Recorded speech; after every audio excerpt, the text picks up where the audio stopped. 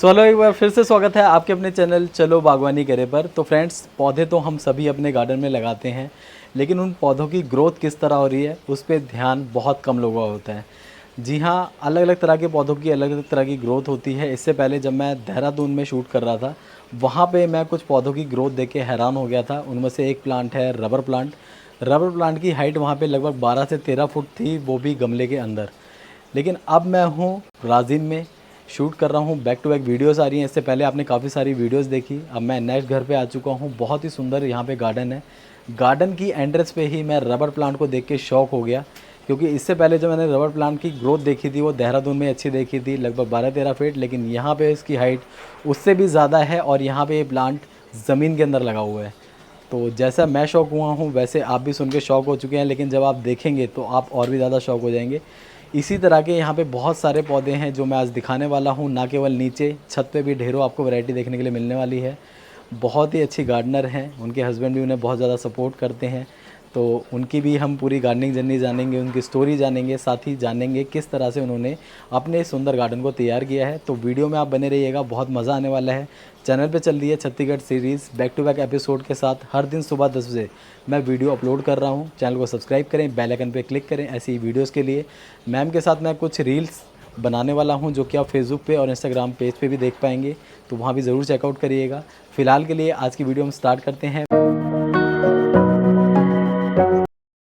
आइए संदीप सर, आइए, most welcome. Thank you so आपका मच। स्वागत है। तो फ्रेंड्स, फाइनली आ चुके हैं हम एक और ब्यूटीफुल गार्डन में, और बहुत ही अच्छा वेलकम भी हो रहा है मेरा। तो फ्रेंड, बहुत ही अच्छा वेलकम हो चुका है और अब हम बात करने वाले हैं गार्डनर से।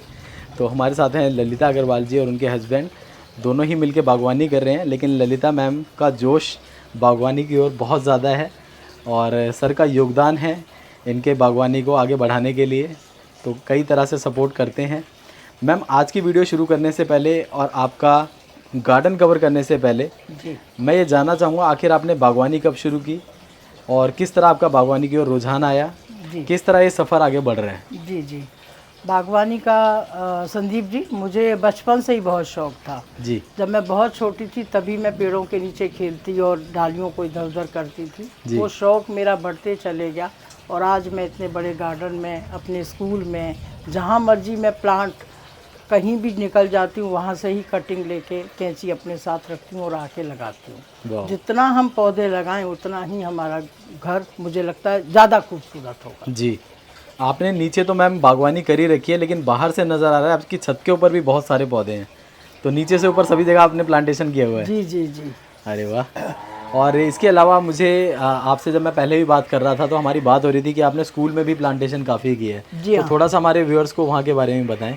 मैं गवर्नमेंट स्कूल में प्रिंसिपल हूँ और जी। मेरा एक एम रहता है कि हर स्कूल को इतना हरा भरा और सुंदर बनाओ कि बच्चे वहाँ पे एक स्कूल का एक अलग ही आनंद ले सकें। जी आप यदि मेरे स्कूल को देखें या उसकी लोगों तक पहुँचाएं तो आपको यकीन नहीं होगा कि इट इज़ गवर्नमेंट स्कूल। जी तो गवर्नमेंट स्कूल में भी बच्चों को हम जो वातावरण देना चाहते हैं वो वातावरण देने के लिए मैं हमेशा तत्पर रहती हूँ और चाहती हूँ कुछ अच्छा करूँ। जी। तो अभी तक मैम कितने स्कूल में आपने इस तरह का प्लांटेशन किया है? मेरी पोस्टिंग अपनी लाइफ में 4 स्कूल में रही और चारों स्कूल में मैंने इतना ज़बरदस्त गार्डन बनाया था कि लोग उसको एक्चुअली गार्डन समझ के फ़ोटो शूट करने आ जाते थे। अरे वाह। फिर मेरे प्यून को उनको भगाना पड़ता था कि ये स्कूल है, ये गार्डन नहीं वाह। है।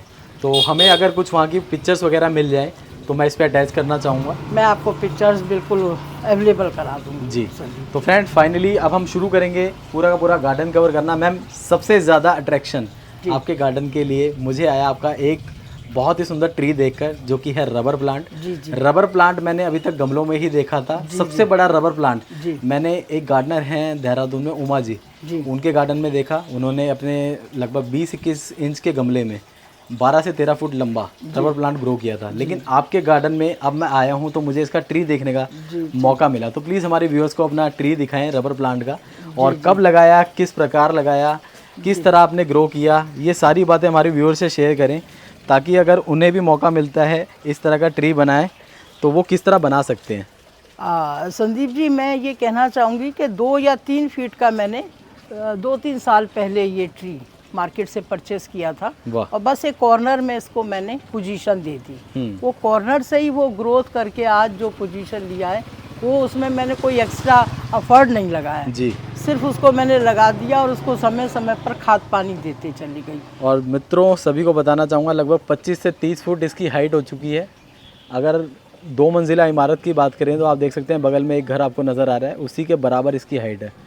तो मात्र 2 साल में मैम इस तरह की ग्रोथ मिल गई है ना? जी हाँ। ज़मीन में आपने लगाया? जी जी जी। तो बिल्कुल पॉसिबल है, अगर आप भी इस तरह का ट्री बनाना चाहते हैं रबर प्लांट का, तो आप लोग भी बनाएं। जिन लोगों के पास ऐसा ऑलरेडी है वो कमेंट करके ज़रूर बताइएगा और पिक्चर वगैरह मुझे इंस्टाग्राम पे शेयर करिएगा, मैं आपकी पिक्चर स्टोरी पे ज़रूर डालूंगा। मैम कुछ स्पेशल डालें क्या इसकी ग्रोथ के लिए? नहीं, कुछ स्पेशल की ज़रूरत नहीं है, ये बस इसका जो एटमॉस्फेयर इसको ढंग का चाहिए, मिट्टी खाद अच्छी चाहिए। अच्छा। और इसको स्पेस चाहिए। स्पेस चाहिए। हाँ, तो इसके आसपास के कुछ प्लांट कम करके जब ये ग्रोथ कर गया, फिर साइड में हमने बहुत कुछ लगा दिए। एक चीज़ और बताना चाहूँगी, कम से कम इस प्लांट से मैंने 20 नए प्लांट ग्रोथ करे हैं। वाह।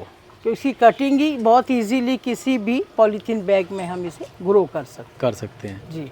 वाह। तो ये कुछ अलग था, कुछ हटके इनके गार्डन में। अभी तो बहुत सारी चीज़ें दिखानी बाकी हैं।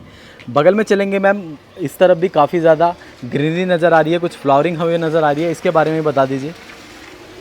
जी, ये मधुमालती है और इधर विद्या का प्लांट है। ये मधुमालती आपने कब लगाई थी मैम? ये लगाई है 4-5 साल में। अभी तो इसमें फ्लावरिंग नहीं है, अदरवाइज इसमें इतनी फ्लावरिंग होती है कि आपको बंच में फ्लावर्स मिलते हैं। वाह। Red and white flowers. Nice. ये चंपा लगा रखा है, ये बॉटल ये चंपा अपना कितना पुराना है?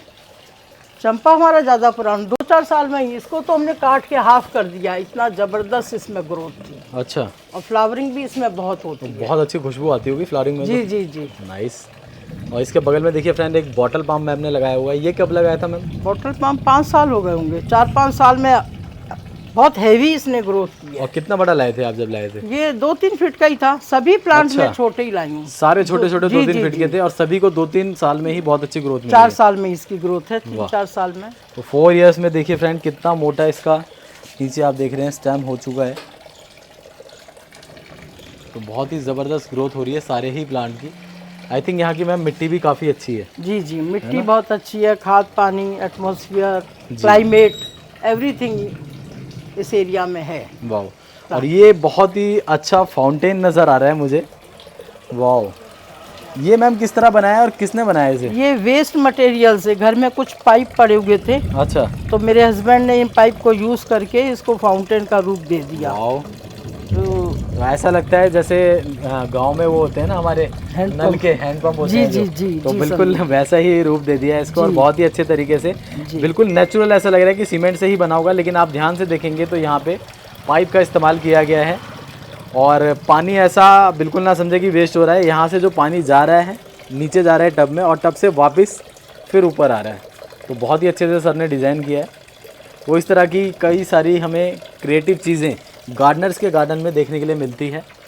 इसी के साथ ही और आगे बढ़ते हैं मैम, अलग अलग तरह के और भी पौधे हैं, इनके बारे में बता दीजिए व्यूअर्स को। ये रात रानी है और ये रात रानी की जो खुशबू आती है, मैं संदीप जी बताना चाहूँगी कि लोग उस साइड वाली गली में रुक के कहते हैं परफ्यूम भी फेल है, इतनी इसकी ज़बरदस्त खुशबू आती है। वाह। और ये 12 महीने खिलता है। इसका फ्लावर बहुत स्मॉल होता है, दिखाई नहीं पड़ता है एक्चुअली। अच्छा। नाम है रात रानी।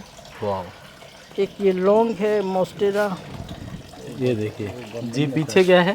संदीप जी वो कचनार का है जिसमें 2 रंग के आते हैं। आपने मोस्टली ना कचनार को पर्पल देखा होगा, ये वाइट कचनार है। अच्छा। जो भगवान शिव को बहुत पसंद है और इसके फूल अक्सर लोग लेकर अपने ईश्वर को अर्पण करते हैं। नाइस। नीचे आपने शमी भी लगाया हुआ है जी। तो मोस्टेरा यहाँ पे है। देखिए फ्रेंड मल्टीपल प्लांट्स हमने लगा रखे हैं। रेडर पजीरा भी यहाँ पे आपको मिल रहा है और पीछे डिफिन भी नज़र आ रहा है, पीपल भी नज़र आ रहा है, शमी इन्होंने लगाया हुआ है। नीचे आपको सिंगोनियम भी नज़र आ रहा है छोटे वाला। तो मल्टीपल प्लांट्स इन्होंने इस कॉर्नर में रखे हैं। ये कॉर्नर तो आपने देख लिया जो कि बहुत ही सुंदर है, लेकिन अभी एक और कॉर्नर देखना बाकी है। तो हम दूसरी ओर चलना चाहेंगे और वहाँ देखते हैं किस तरह से आपने काम किया है। हाँ संदीप जी, ये एग्लोनिमा प्लस डक्कन बेकिया जी। ये मैंने 2-3 साल पहले इन प्लांटर में लगाए थे। वाइट प्लांटर के संग ग्रीन का कॉम्बिनेशन कुछ अलग ही खूबसूरत है। इसमें मैंने ज़्यादातर गोबर की खाद और वर्मी कंपोस्ट उसका मिक्सचर ज़्यादा यूज़ किया है। इसका ग्रोथ इतनी तेज़ी से होने का रीज़न ही यही है जी। कि इसमें ये 2 चीज़ों का मैंने भरपूर उपयोग किया है। वाह। अब इसी तरह हम आगे बढ़ते हैं फ्रेंड। तो पीछे देखिए कितनी सुंदर आपको बगिया नज़र आ रही है और इस बगिया में मैम ने बहुत ही सुंदर सुंदर सेल्फी पॉइंट बना रखे हैं। हमें यहाँ पे बुद्धा जी भी नज़र आ रहे हैं और साथ ही साथ गौ माता भी नज़र आ रही हैं। पहली नज़र में जब मैं इस तरफ गार्डन की ओर आया था तो मुझे ऐसा भी महसूस हुआ था कि गौ माता के साथ शायद कृष्ण जी भी यहाँ पे विराजमान है। ध्यान से जब देखा तो देखा कि नहीं सिर्फ गौ माता ही हैं, लेकिन ऐसा इन्होंने इसको डेकोरेट किया है कि देखने में लगता है कि हम इस समय वृंदावन या मथुरा में हों। कुछ वैसा ही नज़ारा यहाँ पे देखने के लिए मिलता है। तो मैम इसे किस तरह आपने बनाना शुरू किया, आइडियाज़ कैसे आए आपको? ये पहले ये ज़मीन हमारी ऐसे ही थी, पड़ी हुई थी। अच्छा। इसमें रोज़ गार्डन था, तो रोज़ गार्डन को हटा के फिर मैंने इसमें ग्रीन लगा के और एक भारतीय संस्कृति को दर्शाते हुए गाय बछड़ू जो एक सुंदर सी मूर्ति मैंने जब स्थापित की तो मुझे बहुत अच्छी इसमें पॉजिटिव वेव आने लगी जी। कि सच में होना चाहिए। जब मैं कहीं जाती हूँ तो इनके दर्शन करके ही जाती हूँ जी। इसी प्रकार जब इसको मैंने डेकोरेट किया है, गोल गार्डन छोटा सा और चारों तरफ इसका एक अलग रूप है। इसमें मैंने ऐसे पौधों के बीच में गाय माता को रखा है कि वो सुरक्षित भी रहें और दूर से वाइट के संग ग्रीन का एक अलग कॉम्बिनेशन भी नजर आ रहा और है। बहुत ही सुंदर भी लग रहा है जी। मैम। आपके पीछे मैं देख रहा हूँ काफ़ी सारे आपने पाम भी लगाए हुए हैं। जी तो जी। इन पाम के बारे में बताएं, कब लगाना शुरू किया था, किस प्रकार इसकी ग्रोथ हुई है?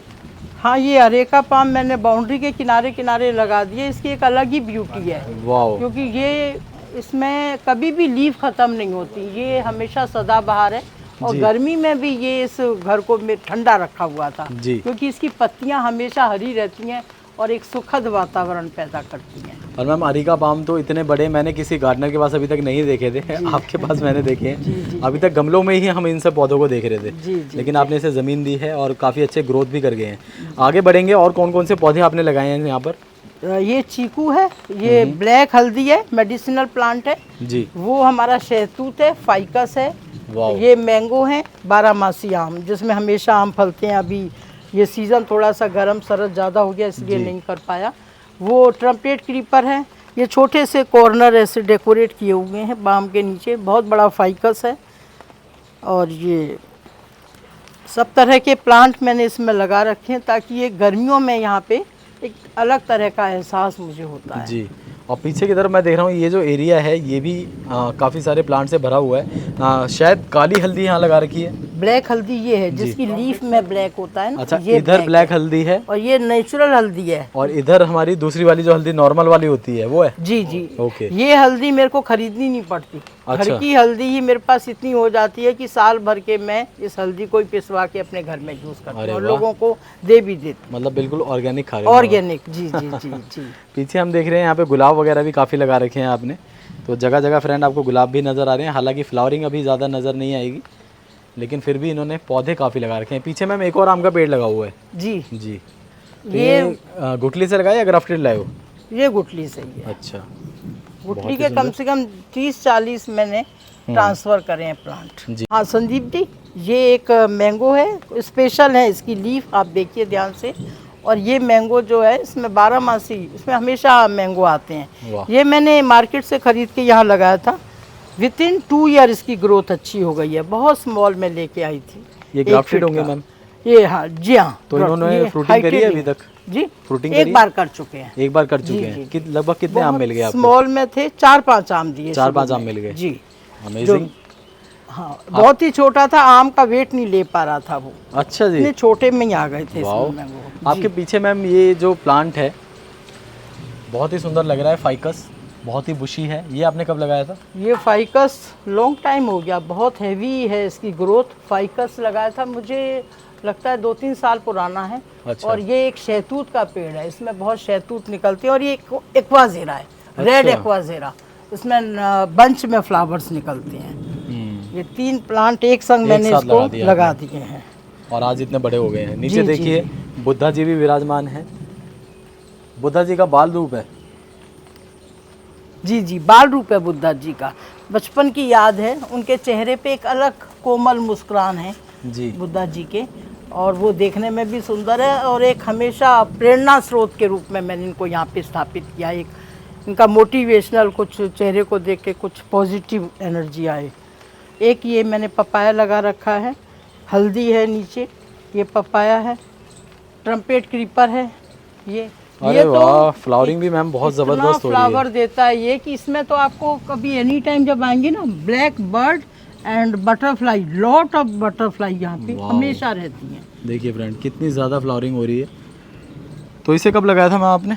ये तो छोटी सी एक ब्रांच लगाई थी, देखिए आपको 2 साल में इसकी ग्रोथ देखिए। ये पूरा मतलब अगर आप भी फ्रेंड चाहते हैं ऐसी फ्लावरिंग और इतना बड़ा ट्रम्पेट वाइन, तो आप भी अभी से शुरू कर दीजिए, अगले 2 साल में आपको रिजल्ट मिल जाएगा। ये वाला कौन सा प्लांट है? ये उसका अंजीर का प्लांट है। अंजीर, इसको मैंने कट कर दिया है क्योंकि इसमें बहुत समय से अंजीर आके गिर जा रहे थे। अच्छा, तो मैंने इसको फिर न्यू ग्रोथ के लिए इसको छोड़ दिया है। ये संदीप जी चीकू है, ये 2-3 बार फल चुका है, लंबे वाले चीकू देता है। अच्छा। फ्लावरिंग हुई थी इसमें, लेकिन अभी इसकी फ्लावरिंग इस सीज़न में नहीं है। तो जैसे अगर चीकू पे फ्रूटिंग ना हो तो हमें क्या डालना चाहिए?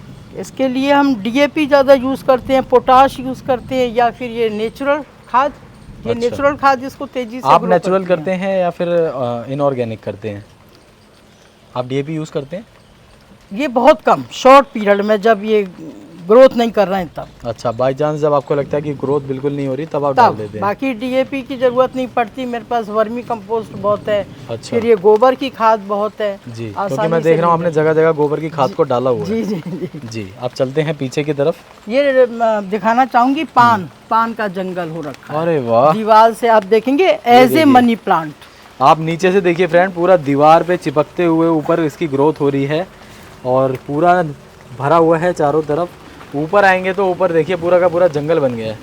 तो एक्चुअली में ये एक जंगल है जो कि देखने में बहुत सुंदर लगता है। और ये इतनी कम समय में ये फ्रूटिंग कर देता है, वेरी स्मॉल प्लांट है ये, मुश्किल से 15-20 दिन में। ये अंजीर छोटे में ही आता है और भर भर के आता है। और नई टेक्निक बताऊंगी अपने व्यूवर्स को, उन लोग देख के बहुत खुश हो जाएंगे। इजी टू ग्रो है, इसकी छोटी सी कटिंग आप लगा देंगे, ये जंगल बन जाता है। ये बंदरों से बचने के लिए, ये पहले मैंने एक स्ट्रक्चर बनवाया था, लेकिन बंदर इसमें से घुसने लगे, फिर मैंने इसमें पूरा एक नेट डलवाया है। संदीप जी, ये एक नई चीज़ दिखाना चाहूँगी। हाँ संदीप जी देखिए, ये एक नया एक्सपेरिमेंट मैंने किया है, पर हूँ इसीलिए मैंने इसको लिटा के रखा है। हाँ देखिए संदीप जी, कितना इजी है इसको लगाना। ये देखिए,